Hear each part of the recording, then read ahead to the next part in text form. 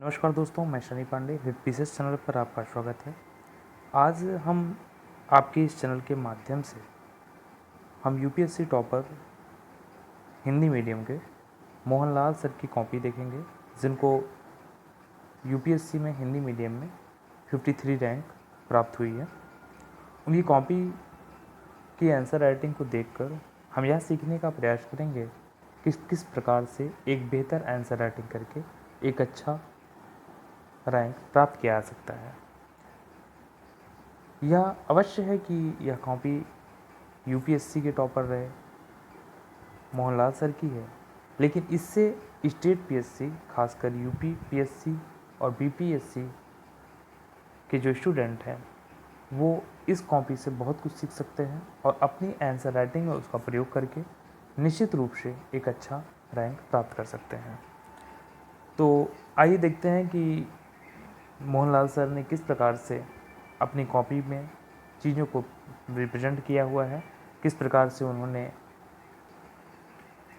Map, diagram, flow chart जैसी चीज़ें प्रयोग की हैं, जिससे उनको एक बेहतर रैंक प्राप्त हो सका है। तो यह हम समान अध्ययन 2 की कॉपी देखेंगे। इसके बाद हम लोग समान अध्ययन 1 की भी कॉपी देखेंगे कि उन्होंने किस प्रकार से चीज़ें लिखी हुई हैं। तो आइए देखते हैं एक क्वेश्चंस के माध्यम से कि किस प्रकार से उन्होंने अपने आंसर राइटिंग को किया हुआ है। इससे पहले हमने English medium topper Aditya Srivastava की कॉपी देखी थी, जिनको ऑल इंडिया पहली रैंक मिली है। अभी हम आदित्य श्रीवास्तव की कॉपी देख रहे हैं, जिनको ऑल इंडिया में 53वीं रैंक, लेकिन हिंदी माध्यम में उनको पहली रैंक मिली है। ठीक है, तो हालांकि वो हिंदी मीडियम के टॉपर हैं। तो आइए देखते हैं कि एक क्वेश्चन है कि कुछ लोगों के हाथों में शक्ति के संकेंद्रण के कारण कॉलेजियम प्रणाली अपनी ही सफलता का शिकार हो गई। यानी कि बहुत ही कम लोगों के हाथों में शक्ति संकेंद्रण देने के कारण जो कॉलेजियम सिस्टम है वो नहीं सक्सेस हो सकी, जिससे इसकी वैधता पर सवाल उठने लगे। टिप्पणी कीजिए। तो सर ने लिखा है कि सुप्रीम कोर्ट तथा हाई कोर्ट न्यायाधीश की नियुक्ति, ट्रांसफर और पदोन्नति हेतु फर्स्ट जज केस 1988 में कॉलेजियम व्यवस्था अपनाई गई। इन्होंने ये बता दिया कॉलेजियम व्यवस्था अपनाई गई, और फिर कॉलेजियम व्यवस्था क्या होती है फिर इन्होंने इसको बताया। बहुत ही शॉर्ट में इन्होंने इंट्रो दिया कि कॉलेजियम व्यवस्था कैसे अपनाई गई, और फिर बताया कि कॉलेजियम व्यवस्था होती क्या है। इसमें सुप्रीम कोर्ट के जज CJI प्लस 4 वरिष्ठतम जज राष्ट्रपति की सिफारिश पर होते हैं, और हाई कोर्ट जज CJI प्लस वरिष्ठतम और 2 वरिष्ठतम प्लस हाई कोर्ट के मुख्य न्यायाधीश की सिफारिशें इसमें होती हैं। कॉलेजियम व्यवस्था फिर इसमें कमियां क्या हैं? शक्ति के पृथक्करण के विरुद्ध न्यायाधीश चुनना, भाई भतीजावाद की समस्या, शक्ति के संकेंद्रण के कारण, यानी कि परिवारवाद बढ़ सकता है, पारदर्शिता की कमी, न तो RTI के अंतर्गत और न ही कार्यवाही को जनता के समक्ष प्रस्तुत करना, जवाबदेहिता का अभाव, संविधान में इसके हेतु ठोस उपबंध नहीं है, समावेशिता की कमी और शक्ति संतुलन के विरुद्ध। इस प्रकार से इन्होंने पॉइंट में अपने क्वेश्चंस को लिखा। साथ ही साथ जहाँ पे इनको लगा कि एक्सप्लेनेशन की ज़रूरत है, वहाँ पे इन्होंने एक्सप्लेनेशन किया। देखिए, इन्होंने जो क्वेश्चंस की स्टार्टिंग की बहुत ही बेहतरीन तरीके से की, साथ ही जो इन्होंने रिप्रेजेंट किया कॉलेजियम व्यवस्था या फिर इसमें कमियों को, उन्होंने इसको बिल्कुल टू द पॉइंट चीज़ें कही।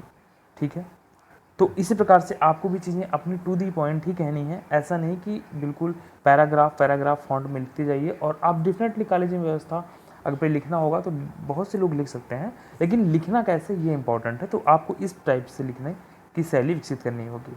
फिर देखिए, उसके बाद इन्होंने कमियां बताने के बाद फिर उन्होंने बताया कि किस प्रकार से इसके लिए हम लोग एक बेहतर मार्ग अपनाकर इसमें रिफॉर्म कर सकते हैं। तो उन्होंने बताया कि फ्रांस की तर्ज पर NJAC का गठन कर शक्ति संतुलन बनाना, वीटो शक्ति CJI को देना, जज नियुक्ति और पदोन्नति के कारणों को सार्वजनिक करना, संवैधानिक व्यवस्था बनाए रखना। ठीक है, इस प्रकार से इन्होंने आगे की रहा। देखिए, इन्होंने अगर देखा जाए तो ये क्वेश्चन 150 वर्ड्स में लिखना था, इन्होंने बहुत ही शॉर्ट में लिखकर अपने आंसर को, पूरी डिमांड जो थी उसको फुलफिल भी कर दिया। साथ ही साथ इनका प्रेजेंटेशन भी एक बेहतर रूप से है। ठीक है, आइए देखते हैं एक सेकंड क्वेश्चन देखते हैं कैसे सर ने लिखा हुआ।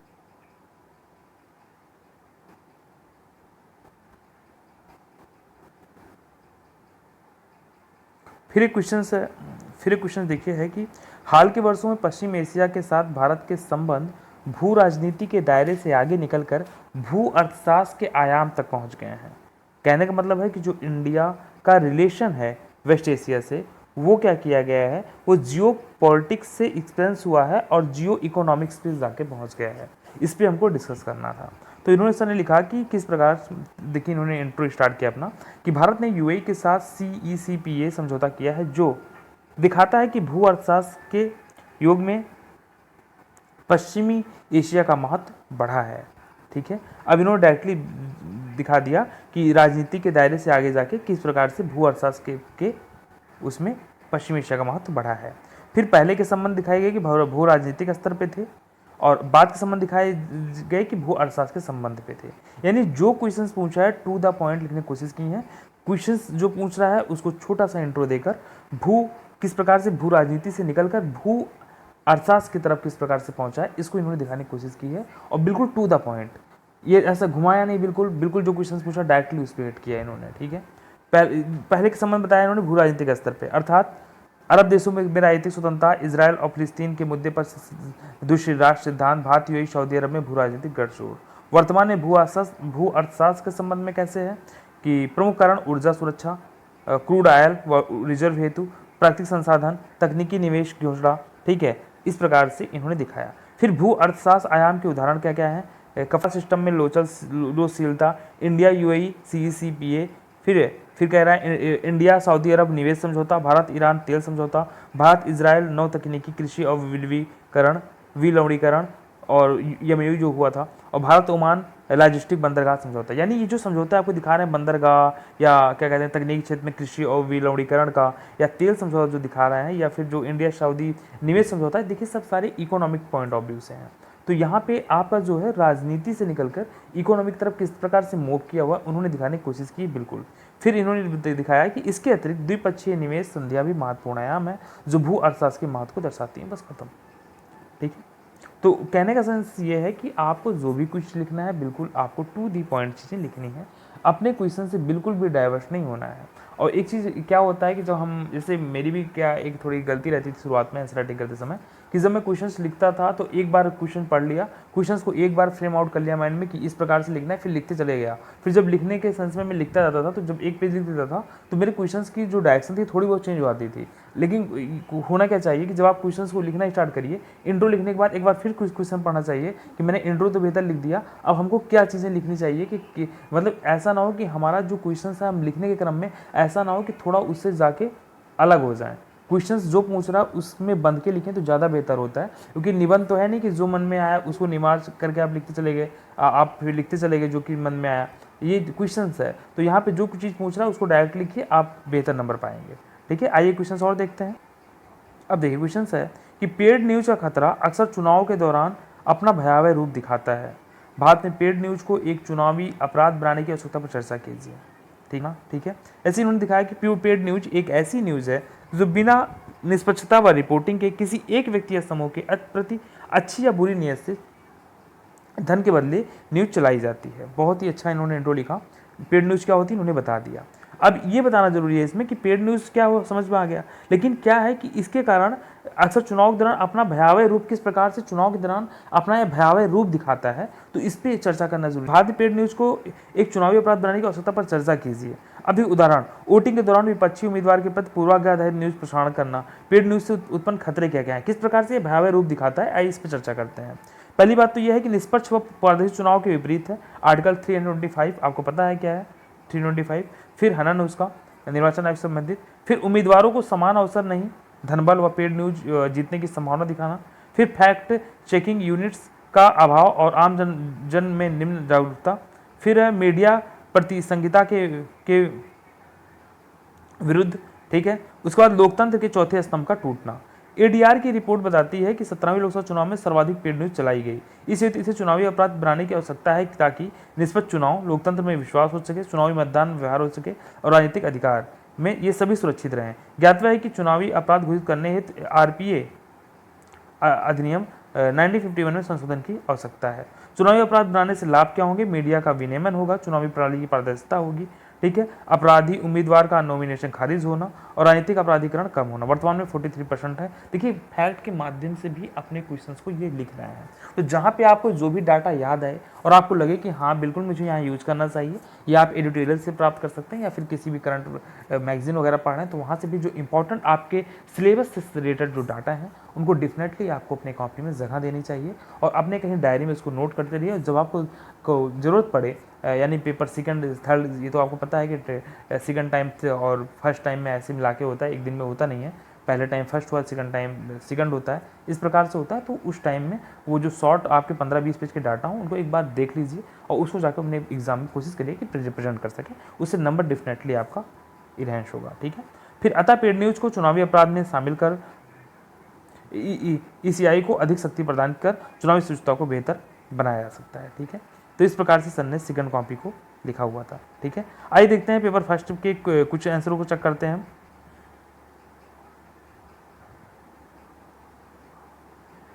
जैसे पहला क्वेश्चन है कि खाद्य सुरक्षा के विभिन्न आयाम क्या हैं? इन आयामों को मद्देनजर खाद्य सुरक्षा सुनिश्चित करने में के संदर्भ में भारत की स्थिति का परीक्षण कीजिए। इसमें 2-3 क्वेश्चंस हैं। पहला तो ये है खाद्य सुरक्षा होती क्या है, फिर दूसरा है कि इसके आयाम क्या क्या है, डायमेंशन। ठीक है। उसके बाद है कि किस प्रकार से इसकी सुरक्षा को सुनिश्चित करने के संदर्भ में भारत की स्थिति क्या है, उसका आपका करना है, आपको परीक्षण करना है, याद रखिए परीक्षण करना है। ठीक है। तो आइए देखते हैं किस प्रकार से सर ने लिखा हुआ है। तो खाद्य सुरक्षा क्या होती है, पहले सर ने इसको बताया है कि प्रत्येक नागरिक को विलीय स्थिति के निरपेक्ष भोजन का बिना बाधा के उपलब्ध होना एक खाद्य सुरक्षा है। ग्रामीण खाद्य सुरक्षा, फिर खाद्य सुरक्षा के विभिन्न आयाम कौन कौन से हैं, डायमेंशन सर ने दिखाया कि ग्रामीण खाद्य सुरक्षा है, शहरी खाद्य सुरक्षा है, पोषण आधारित खाद्य सुरक्षा है, गर्भवती तथा स्तनपान कराने वाली महिलाओं की खाद्य सुरक्षा है और बच्चे की खाद्य सुरक्षा है। फिर अन्य आयाम क्या है, PWD सहित संवेदनशील समुदाय हित खाद्य सुरक्षा, प्रवासियों, इसमें वैध अवैध दोनों हैं, हित खाद्य सुरक्षा। भारत की स्थिति क्या है, FCI बफर स्टॉक करीब 30-32 मिलियन मीट्रिक टन है। उपभोक्ता मंत्रालय के अनुसार प्रतिवर्ष करीब 20 MMT खाद्यान्न बफर स्टॉक से बाहर। ठीक है। स्थिति लाभप्रद के रूप में क्या है कि NFSA 2013 तथा PMGKAY के तहत खाद्यान्न वितरण 66% जनसंख्या। ठीक है। उसके बाद मोटे अनाज भी शामिल किए गए हैं इसमें। और खाद्य सुरक्षा हेतु कोविड-19 में अतिरिक्त 5 किलोग्राम व्यक्ति प्रति व्यक्ति दिया गया। चुनौतियाँ क्या क्या है कि हिडन हंगर कोई प्रावधान नहीं है, भुखमरी का चरम स्तर है यहाँ पे, FCI बफर का सड़ना और OECD रिपोर्ट के अनुसार करीब 20% भोजन कार्य। फिर है आगे की राह क्या है, प्रभावी दक्ष अद्वितीय FCI नीति बनाना। ठीक है। खाद्यान्न वितरण का युक्तिकरण करना और DBT AI ML सहित प्रौद्योगिकियों का प्रयोग कर लीकेज कर कम करना। ठीक है। तो इस प्रकार से आपने देखा कि किस प्रकार से सर ने एक बेहतर आंसर राइटिंग की और जो भी बातें थी उन्होंने अपनी बातों को बिल्कुल आंसर को ध्यान में रखती हुई लिखा। ऐसा नहीं कि बिल्कुल आंसर से उनका भटकाव नहीं रहा, जो भी क्वेश्चंस डिमांड थी क्वेश्चंस की उन्होंने उसको फुलफिल किया। आइए एक क्वेश्चंस और देखते हैं ज्योग्राफी का। आर्कटिक में हिमनदों के पिघलकर संकुचित होने के लिए उत्तरदायी कारक क्या है?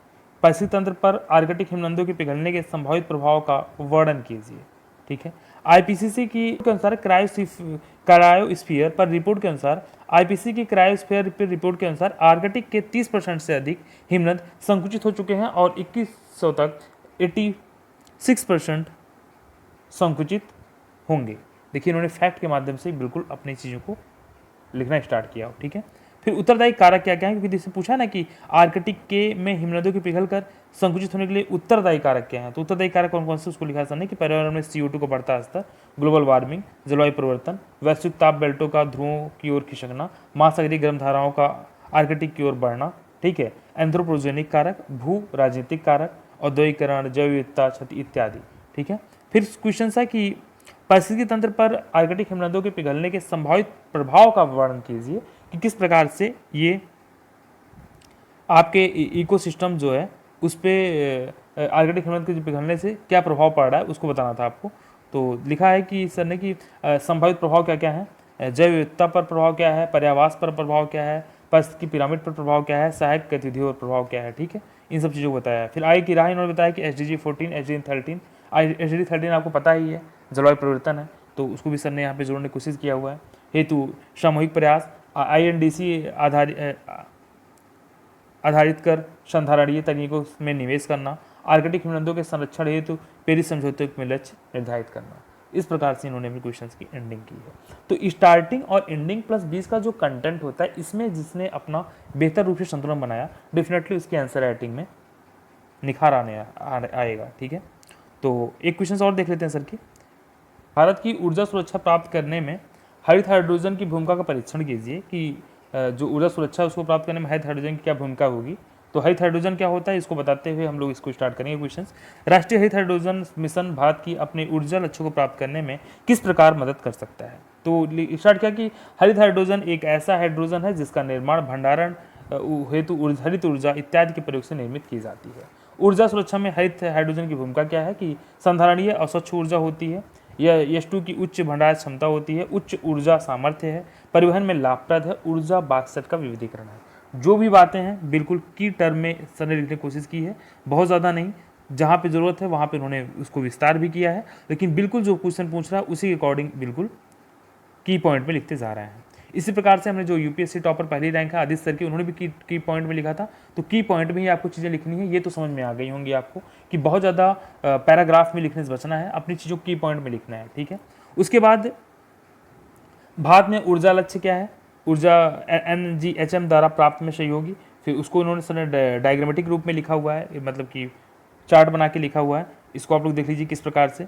ठीक है, 5 पॉइंट्स में लिखा हुआ है। फिर यहाँ पे उन्होंने दिखा दिया है एरो के माध्यम से ग्रीन हाइड्रोजन का विकास, फिर ऊर्जा आपूर्ति बढ़ना, ग्रीन गैसीय अर्थव्यवस्था का निर्माण, चक्रीय संधारणीय अर्थव्यवस्था, ऊर्जा समृद्धता का सुरक्षा मजबूत आदि। ठीक है, फिर अतः हरित हाइड्रोजन मिशन रोजगार समृद्धि के साथ साथ पर्यावरणीय संधारणीयता और जलवायु परिवर्तन समन में भी एक सहायक कदम होगा।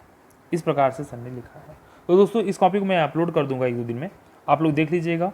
और आप जिसको भी इस कॉपी को चाहिए वो हमारे चैनल हिट पीसेस को ज़रूर सब्सक्राइब कर ले टेलीग्राम पे, क्योंकि वहीं पे मैं कॉपी वगैरह अपलोड करता हूँ। ठीक है, तो फिर हम आगे नई हिंदी मीडियम के टॉपर की किसी को कॉपी लेकर ज़रूर आएंगे, जिससे आपको दिखा सकूँ कि कुछ कॉपी आप देख बिल्कुल जान जाएंगे कि आपको स्पेशली लिखना कैसे है।